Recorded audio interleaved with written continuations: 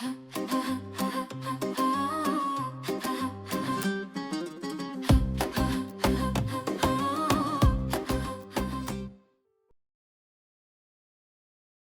عليكم ورحمة الله وبركاته أصدقائي وأحبائي في كل مكان، منورين جميعا.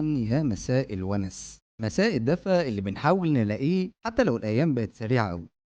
النهاردة أنا مش جاي أحكي لكم حكاية ولا جاي أفتكر معاكم زمان ونقول يا سلام. النهاردة أنا جاي أواجه حقيقة يمكن ناس كتير حاسة بيها بس محدش بيتكلم عنها بصراحة. حقيقة إن في ناس كتير السنة دي مش حاسة برمضان. أيوة زي ما سمعت كده، زي ما سمعت.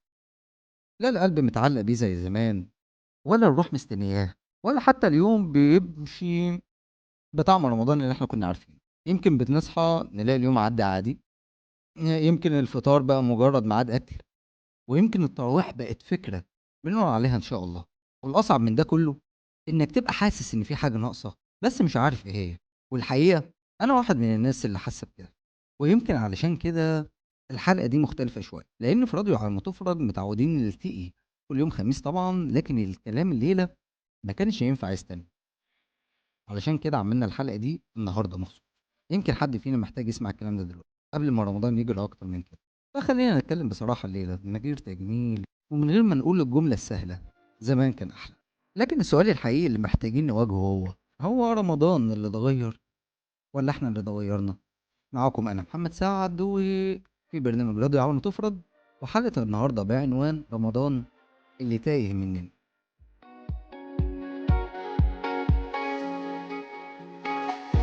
انتوا دلوقتي بتسمعوا راديو على ما تفرج مع محمد سعد. راديو على كيفك.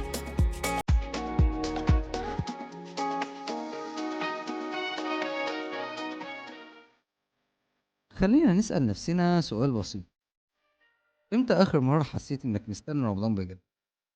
مش مستني الأكل ولا المسلسلات ولا حتى الأجازة، أنا أقصد مستني الإحساس.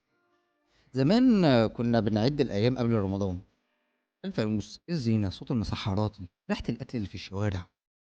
رمضان كان له ملامح. دلوقتي اليوم بيجري والموبايل ما بيتسابش من إيدك، والدنيا كلها زحمة في دماغك، لدرجة إنك ممكن تكتشف فجأة إن نص رمضان عدى وإنت مش حاسس. بس خلينا نبقى صريحين أكتر، يمكن المشكلة مش في رمضان، يمكن المشكلة فينا احنا. زمان كنا فاضيين نحس، دلوقتي دماغنا مليانة شغل، مسؤوليات، تفكير، سوشيال ميديا، ودوشة عمرها ما بتقف. ويمكن علشان كده الإحساس اللي كان بسيط زمان بقى محتاج مجهود دلوقتي.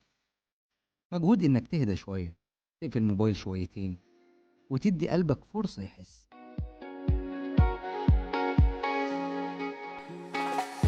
انتوا دلوقتي بتسمعوا راديو على ما تفرج مع محمد سعد. راديو على كيفك.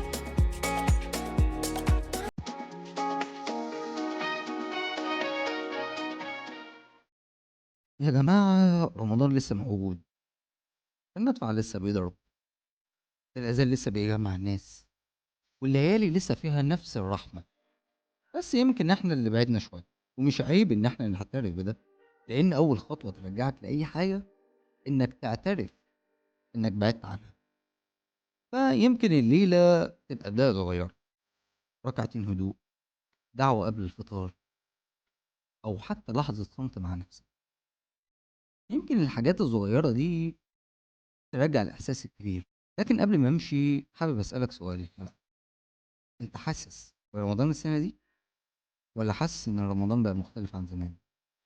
كنت معاكم أنا محمد سعد، وده كان راديو على ما تفرج، وإلى اللقاء على حكاية جديدة على ما تفرج. ميعادنا إن شاء الله يوم الخميس في الحلقة المعتادة بتاعتنا في نفس الميعاد برضو الساعة 9، وحلقة جديدة وإن شاء الله هتكون مختلفة، ونقول لكم باي.